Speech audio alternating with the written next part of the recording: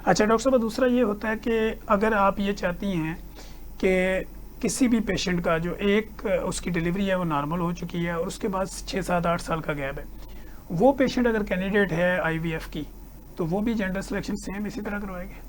जी, doctor Tanveer, इसको हम secondary सब फर्टिलिटी कहते हैं। अगर ठीक है। किसी का एक बेबी है और उसके बाद नेक्स्ट उसको कंसीविंग नहीं हो रही, तो दिस इज़ कॉल्ड सेकेंडरी सब फर्टिलिटी। सो ये पेशेंट अगर आईवीएफ के लिए आते हैं या जेंडर सिलेक्शन के लिए आते हैं, the procedure is the same. लेकिन सेकेंडरी सब फर्टिलिटी वाले पेशेंट्स, डॉक्टर तनवीर, मैंने रिसेंटली इसी मंथ में या 10 डेज़ में मेरे ऑलमोस्ट काफ़ी पेशेंट्स पॉजिटिव हुए हैं just by giving ovulation induction. ठीक। क्योंकि हम सिर्फ मैं मेल और फीमेल दोनों की इन्वेस्टिगेशन कराती हूँ एंड देन ट्रीटमेंट स्टार्ट करती हूँ। ठीक जब है। तक मुझे कॉज आइडेंटिफाई नहीं हो जाती ना, मैं मेडिकेशन नहीं देती। ठीक सो है। सेकेंडरी सब फर्टिलिटी वाले पेशेंट को भी आप इन्वेस्टिगेट करें, ये लोग 80% नेचुरली कंसीव कर जाते हैं। इनको आईवीएफ की ज़रूरत नहीं पड़ती? नहीं। ठीक है।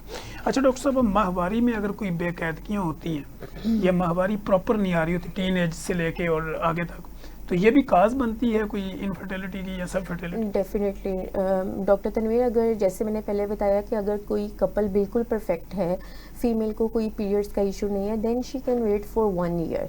लेकिन अगर उसके पीरियड्स इरेगुलर हैं या उसे कोई प्रॉब्लम ऑलरेडी डायग्नोस है, तो उसको चाहिए कि वो as soon as possible doctor के पास जाए और अपने आप को इवेल्युएट कराए और अपनी मैनेजमेंट करे। ठीक है। सो ये हार्मोनल इम्बैलेंस होता है और ये बहुत ज़्यादा कॉमन है। सो हमें इन्वेस्टिगेट करना चाहिए कि इसकी रीज़न क्या है, किस वजह से पीरियड्स नहीं आ रहे या फ्लो कम है या इरेगुलर है। ठीक हो गया। तो डॉक्टर साहब, सिस्ट जो है खतरनाक जो पोजीशन इसकी होती है वो कब होती है, कब ये खतरनाक बन सकती है? डॉक्टर तनवीर, आई थिंक आप ओवेरियन सिस्ट की बात कर रहे हैं। ओवेरियन सिस्ट 2 केसेस में बहुत ख़तरनाक होती है। या तो वो बहुत बड़ी हो और अपने ही जो स्टॉक है उसके गिर्द घूम जाए, जिसकी वजह से ओवेरियन टॉर्जन होती है और काफ़ी पेन होती है पेशेंट को। एक ये इमरजेंसी है और दूसरा समटाइम्स ये होता है कि सिस्ट रप्चर कर जाती है, ठीक है। जिसकी वजह से काफ़ी डेंजरस होती है और पेशेंट को इमरजेंसी में लेकर जाना पड़ता है।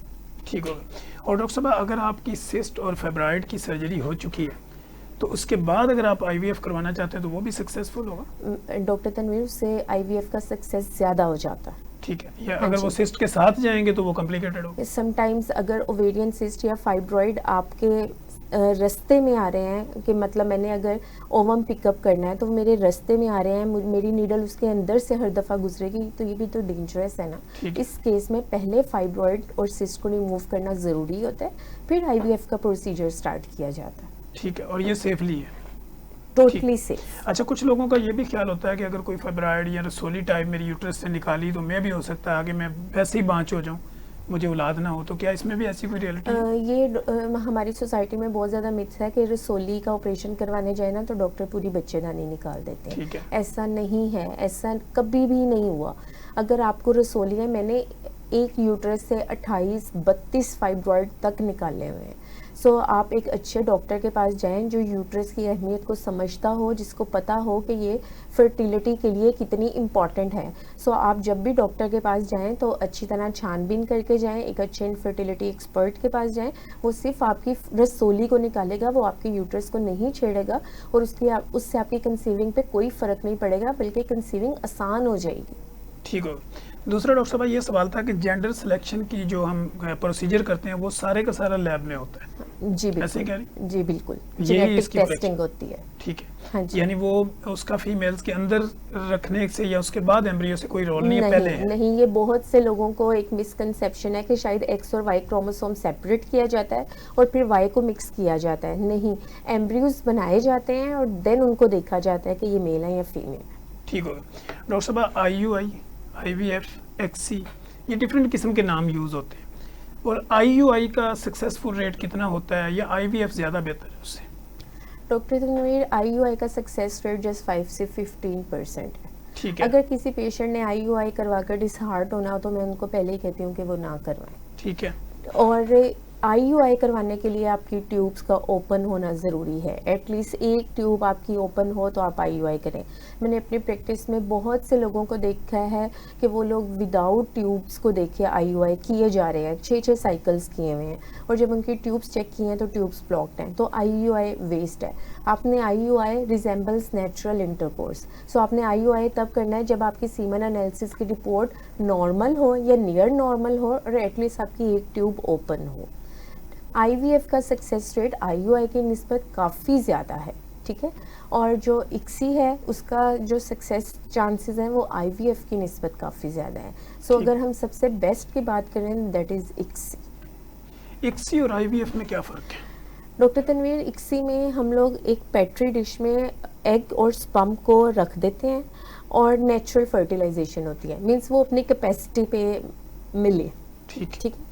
जबकि ICSI में एक स्पर्म को पकड़ के एक एग के अंदर इंजेक्ट कर दिया जाता है। ठीक है, ये प्रोसीजर ही अलग है। हाँ जी, ठीक है। मीन्स मैंने एक जगह पे एक एग और स्पर्म को रख दिया है कि, और मैं वेट कर रही हूँ कि नेचुरल फर्टिलाइज हो, और दूसरी में ये IVF है। ये IVF है, और ICSI में तो मैं खुद इंजेक्ट करके आई हूँ, मैं खुद एक स्पर्म को आपने पकड़ना है, उसको और अंदर डालना है। ठीक है, और वो फिक्स हो जाएगा। वो फिक्स हो जाएगा। ठीक है, और उसका सक्सेस रेट ज़्यादा? सबसे ज़्यादा सक्सेस रेट ICSI का है। वो लोग जिनकी बहुत स्वेयर एंडोमेट्रियोसिस हो, AMH बहुत लो हो, तो पुअर मतलब पहले IVF हुआ उसमें फर्टिलाइजेशन फेलियर था, सो उन केसेस में, और जो मेल की रिपोर्ट है वो बहुत ही ज़्यादा ख़राब हो, मतलब कुछ स्पर्म्स हो या स्पर्म मिले ही ना हो और हम लोगों ने रिट्रीव किए हों पिज़्ज़ा से, सो उस केसेस में परफॉर्म ही ICSI किया जाता है क्योंकि उसके सक्सेस रेट सबसे ज़्यादा है। ठीक। डॉक्टर साहब, आपके पास केस रिपोर्ट होते होंगे एजोस्पर्मिया के। एजोस्पर्मिया वाला जो कपल है वो तो बिल्कुल ही नाउम्मीद हो जाता है, उसकी कोई उम्मीद की किरण बाकी है? जी बिल्कुल, एजोस्पर्मिया वाला जो पेशेंट है वो ज़रूर आए, और अपने सबसे पहले तो जब तक वो इन्वेस्टिगेट कराते हैं ऑलरेडी इतना टाइम हो चुका होता है। सो अब अगर कोई भी इशू है, कंसीविंग नहीं हो रही, तो मेल्स को भी चाहिए कि वो अपना टेस्ट कराएं, और अगर उसमें एजोस्पर्मिया आ जाता है तो ये काबिल इलाज है। एजोस्पर्मिया के देखें 2 वजूहात हैं, या तो स्पर्म्स पैदा ही नहीं हो रहे या वो कहीं से निकल नहीं पा रहे। ठीक है। अगर तो प्रोडक्शन नहीं हो रही तो हम बाहर से कुछ हार्मोन्स की मेडिसिन या इंजेक्शंस देते हैं, उससे प्रोडक्शन स्टार्ट हो जाती है। और अगर वो बाहर नहीं निकल पा रहे तो इट मीन्स किसी ना किसी लेवल पे ऑब्स्ट्रक्शन है, तो हम उस ऑब्स्ट्रक्शन को दूर कर देते हैं। जैसे वेरिकोसील बहुत कॉमन है, जैसे उसकी सर्जरी करने से आपकी सीमन की रिपोर्ट बिल्कुल नॉर्मल हो जाती है, ठीक हो गया, और फिर नॉर्मल तरीके से फिर चलता है। और हाँ जी, अगर उनकी रिपोर्ट नॉर्मल हो गई है तो मीनवाइल हम लोग जो फीमेल है उसको सप्लीमेंट्स देते हैं, उसको तब तक रेडी करते हैं, और जैसे ही पेशेंट की रिपोर्ट नॉर्मल होती है तो उसको नेचुरली कंसेप्शन के लिए मेडिकेशन दी जाती हैं। अगर उससे ना हो और रिपोर्ट थोड़ी बहुत अफेक्टेड रहे then we go for IUI, but काबिल इलाज है। ठीक है डॉक्टर साहब, थैंक यू सो मच, आपकी मोहब्बत का बहुत बहुत शुक्रिया। हमारा टाइम ख़त्म हो चुका है, हमारे पास आखिरी 1 मिनट है। डॉक्टर किरण उस्मान का पब्लिक के नाम क्या पैगाम, और पब्लिक आपसे कांटेक्ट कैसे करें?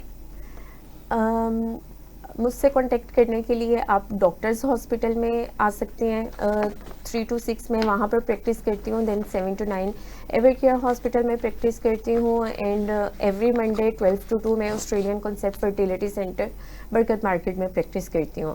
अगर आपने मुझसे कांटेक्ट करना हो तो मेरे इजीली नंबर अवेलेबल है, आप इधर डॉक्टर तनवीर के शो से भी ले सकते हैं